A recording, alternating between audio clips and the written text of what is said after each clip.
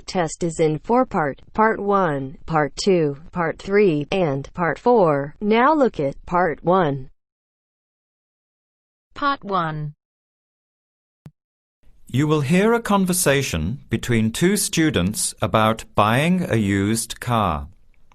First, you have some time to look at questions 1 to 6.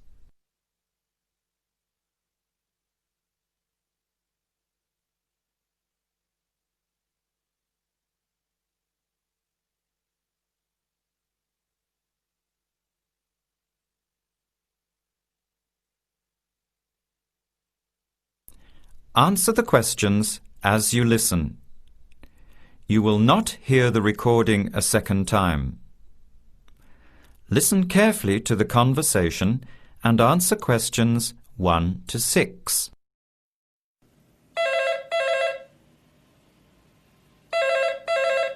Hello, Hello. Can I speak to Eleanor, please? this is Eleanor speaking. Hi. My name is Jan. I'm calling about the car that was advertised on the notice board in the Student Union building. Is it still for sale? Yes, it is.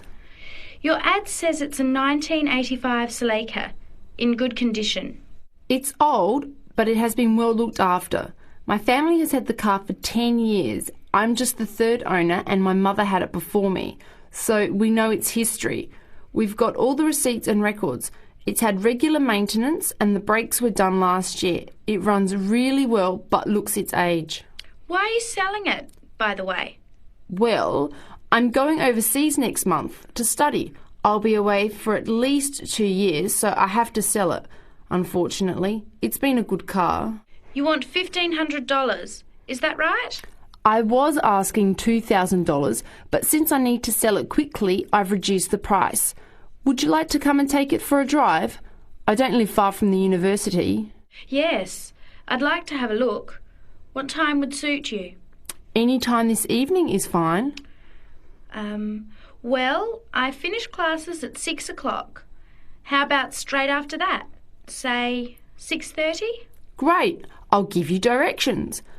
When you leave the main gate of the university, turn left on South Road and keep going until you get to the Grand Cinema. Take the first right, that's Princess Street. I'm at number 88 on the right. So it's 80 Princess Street. No, it's 88 Princess Street and the suburb is Parkwood. You'll see the car parked in front. It's the red one with the for sale sign on it. Okay, thanks Eleanor. I'll see you later. Bye. Before you hear the rest of the conversation, you have some time to look at questions 7 to 10.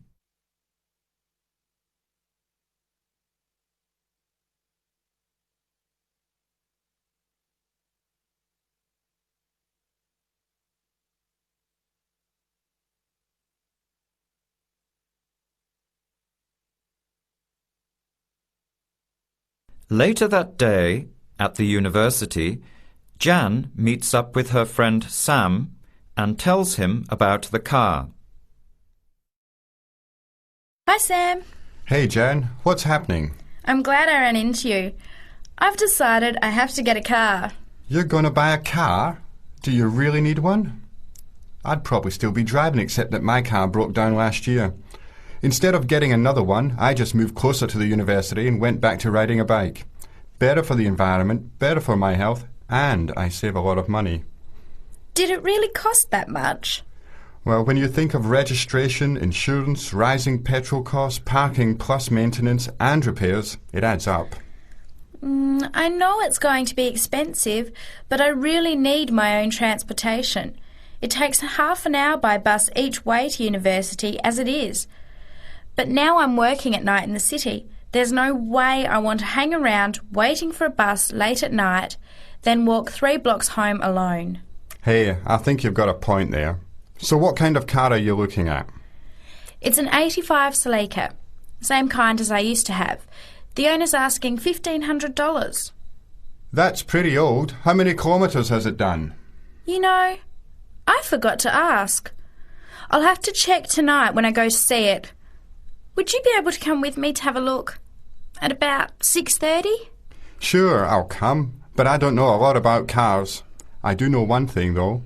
I wouldn't buy an old car without having a mechanic look at it first. That's a good idea. But won't it cost a lot? Not really. You can get a check done through the Automobile Association for $80, and it comes with a report on the condition of the car. It can save you a lot of money in the long run. I'll keep that in mind. So we have to get to Parkwood at 6:30. Do you want to take the bus? It goes straight down South Road every 15 minutes. Or maybe we could walk. I don't think it's that far. Actually, I could borrow my roommate's motorbike for an hour or so. He's working all evening in the library. Do you think he'd mind? No way. He owes me a favour or two. OK, great. See you at 6, outside the student centre. That is the end of part 1. You now have half a minute to check your answers.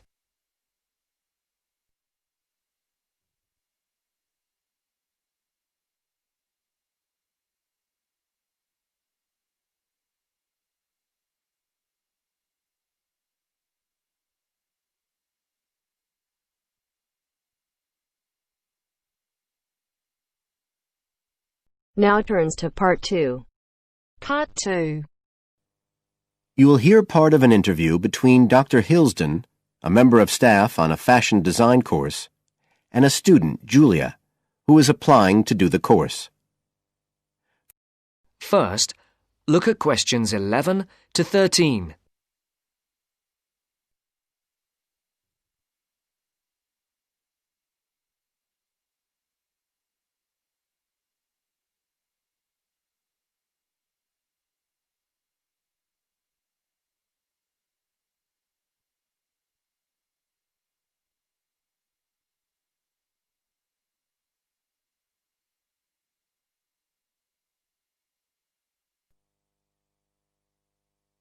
Right, Julia. So, from your CV and portfolio, and what you've already told me, you seem to be very much the sort of person we're looking for on the postgraduate course. So tell me, you finished your fashion design course in London 4 years ago.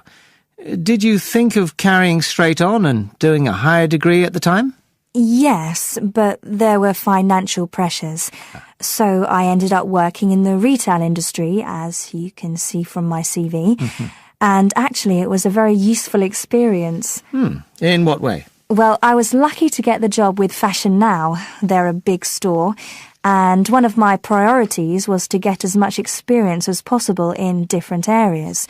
So that was good because I had the chance to work in lots of different departments. And having direct contact with the customers meant I was able to see how they reacted to innovation, to new fashion ideas. Because with Fashion Now, a designer might show something in New York or Milan, and there'll be something similar in the shop within weeks. So that was probably the most useful thing for me. Right. And so what's made you decide to do a postgraduate course now? Well, while I enjoyed working at Fashion Now, and I learned a lot there, I felt, the way forward would have been to develop my managerial skills, rather than my skills in fashion design, and I'm not sure that's what I want to do. Yes. When I was doing my degree in London, I'd been interested in women's wear, but I know that there's been a lot of work done in areas like new fabric construction.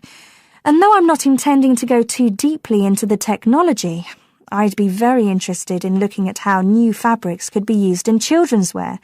So I'd like the chance to pursue that line. Yes, good. And are you at all concerned about what it's going to be like coming back into an academic context after being away from it for several years? No, I'm looking forward to it. But I'm basically more interested in the application than the theory. Or at least that's what I've found so far, and I'm hoping the course will give me the contacts and skills I need eventually to set up my own enterprise. I'm particularly interested by the overseas links that the department has. Yes, many of our students look overseas or to international companies for sponsorship of their projects.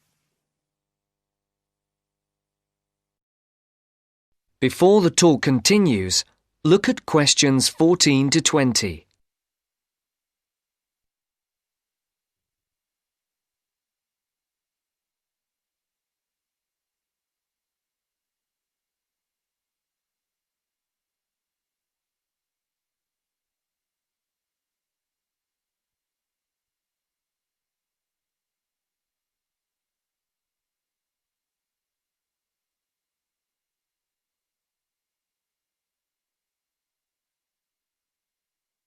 As you listen to the second part of the talk, answer the questions.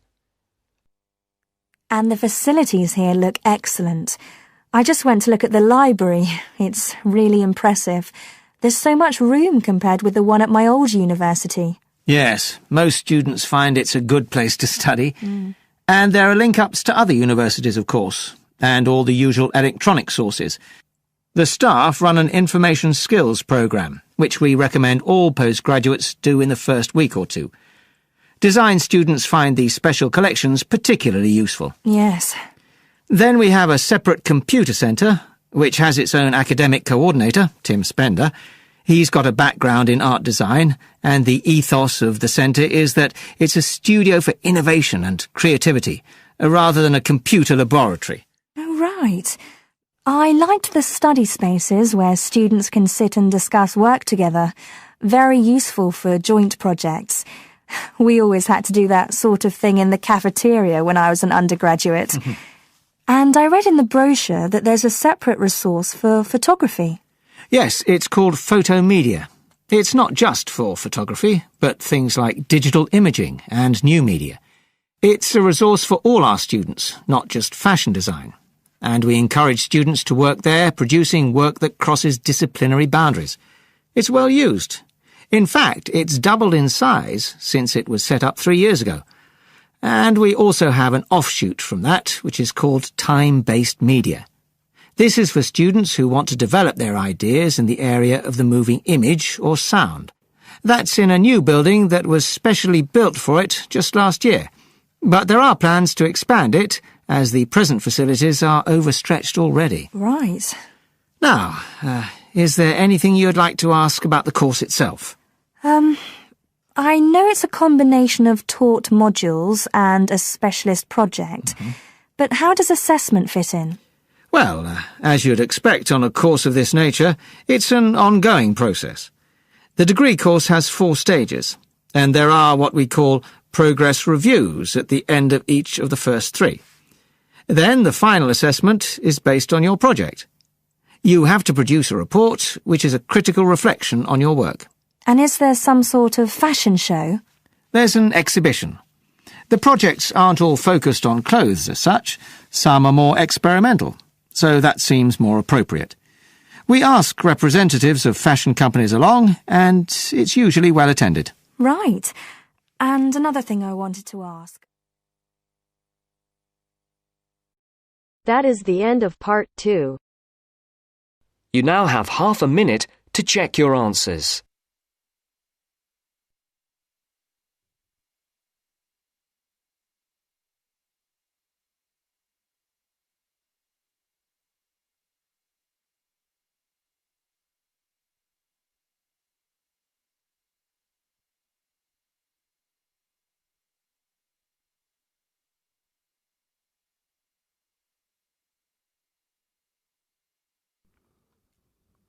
Now turn to Section 3. Section 3. You will hear a discussion between 2 students and their tutor. First, you have some time to look at questions 21 to 25.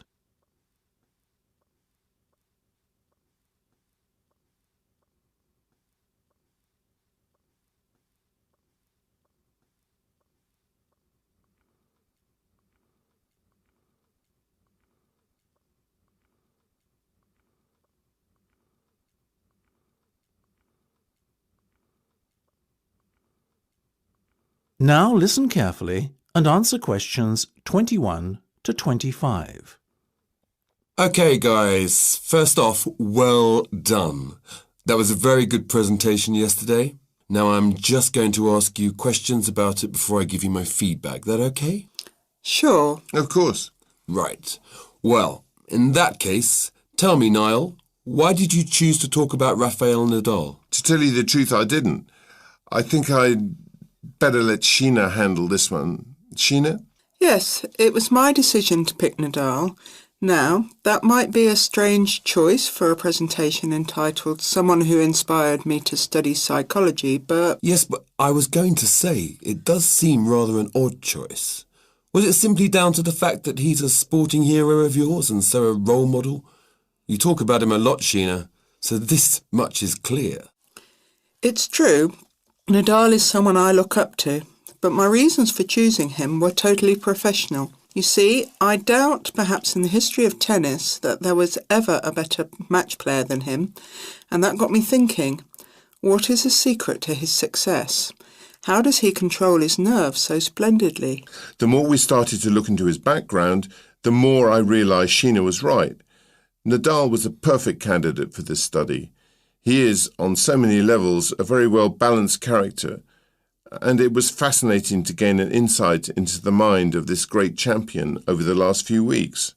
I'll admit that I was at first somewhat unsure about whether or not I should back Sheena on this one, but it didn't take long for our research to put us at ease. So, while most of the students were researching Freud and other visionaries in the field of psychology and psychoanalysis, you were looking into a present-day sports star? Does that not strike you as a little odd? Of course, we knew it was a risk. After all, there was a danger that no one, least of all you, would take us seriously when we stood up on stage and started our presentation. That said, I think it is in the spirit of psychology to be inquisitive and adventurous and not just stick to the conventional. Otherwise, how would the field have come so far, as it has done already? Well, I must say, your risk certainly paid off. Yours was, without a shadow of a doubt, the most interesting and original presentation I saw.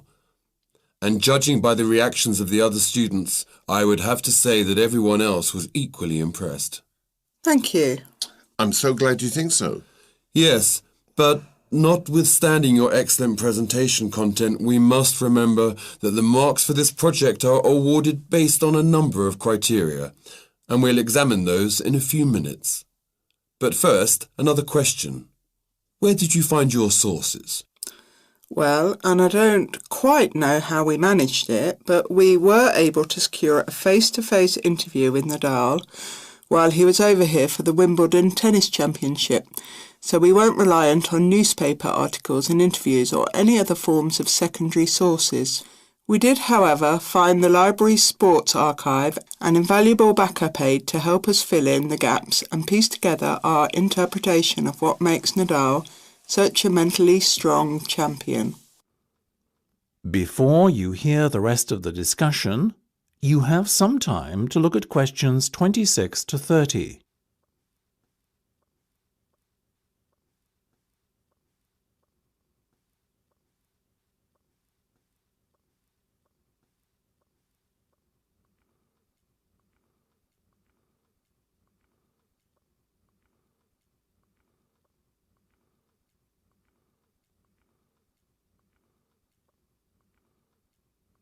Now listen and answer questions 26 to 30. Okay, well, as I said, congratulations again for your excellent work. Now it's time for my feedback. The first area where marks were awarded is in your use of equipment. I felt that had you not been a little too reliant on the overhead projector, and had you, for example, used the interactive whiteboard and audio equipment a little more effectively, you would have received top marks in this section. As things stand, though, your use of equipment was still very satisfactory. It's just a shame as it was an opportunity missed to score full points. The next area I was asked to assess is content. As you might have guessed, I simply can't fault you on that. Highly original work, so well done. As for your timing, I felt that the two of you were a little too over-rehearsed, so the presentation felt, at times, a little robotic. That said, again, it was very satisfactory, and you would get full points for effort. Sadly, though, there is such a thing as trying too hard, and that cost you top marks here, I'm afraid. Oh, I see. Right. What was particularly impressive, though, was the thick handout you'd prepared for everyone. I took it home to read through it afterwards, and it was very well written. But not alone that, it also enhanced my experience of the presentation itself on the day, as I was able to refer to the handout for further information on what was being discussed and to answer any questions I had. Very nice. As for your level of interaction, well, you had so much that you were intent on packing into your 20-minute time slot that sadly you run out of time at the end, which left no room whatsoever for interaction and no one had the chance to ask you any questions. You've probably guessed, therefore, that you did worse than average in this department and unfortunately your score will have to reflect this. Oh my goodness, everything sounded so positive at the start. That is a big disappointment. We worked so hard. Now, don't be so quick to get deflated. Remember, your presentation skills only count for 15% of the project grade. Your score in this assessment, even if it were terrible, would still not be enough to prevent you from getting top marks overall. It's very hard to score well in the presentation assessment anyway, so believe me, you both did reasonably well. Thank you. I wish I felt like that. Yes, your feedback was very constructive. We're just a little disappointed with ourselves. Why? That's the end of section 3. You have half a minute to check your answers.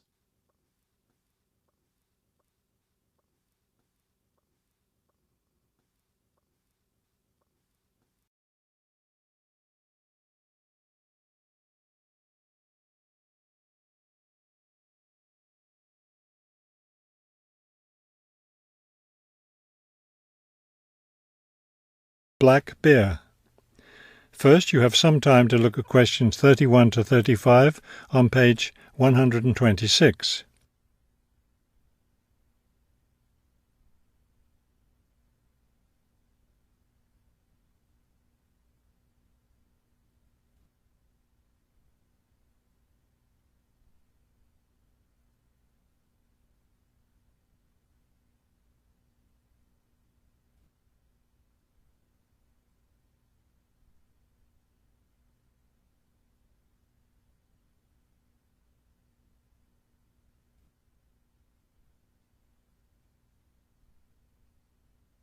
Now listen carefully and answer questions 31 to 35. The black bear, or Ursus americanus, has a wide range inhabiting forested areas of North America, including Canada, the United States, and parts of northern Mexico. Black bears are omnivores, getting their nutrition from a wide variety of plants and animals. The particular foods any one bear eats depends on what's available in the area where that bear lives, as well as on the season of the year. Generally speaking, plant foods make up 90% of the bear's diet. The rest of its meals consist of animal foods, such as insects and fish. Bears have a relatively long gestation period. Mating takes place in the spring or early summer, but bear cubs aren't born until the following winter. Usually, 2 cubs are born at a time, although some litters may have as many as 5 cubs. Bear cubs are dependent on their mother and may stay with her for close to 2 years. Wild black bears can live as long as 25 years. They've lived for as long as 30 years or more in captivity. Before you hear the rest of the talk, you have some time to look at questions 36 to 40 on page 126.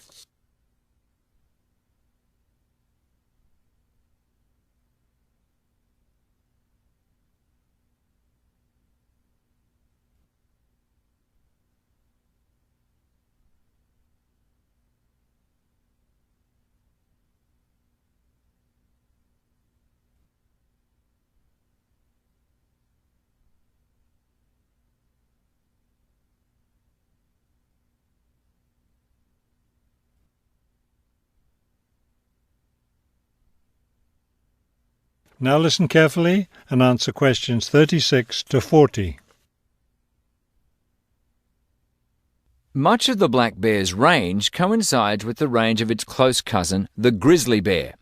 Although these bears are somewhat similar in appearance and habits, it isn't difficult to tell the difference between them. Colour isn't necessarily a distinguishing characteristic, as both species of bears occur in a range of colours from almost blonde to dark brown or black. Many black bears, however, have a patch of fur on their chests that's lighter in colour than the rest of their fur. Grizzly bears don't have this patch.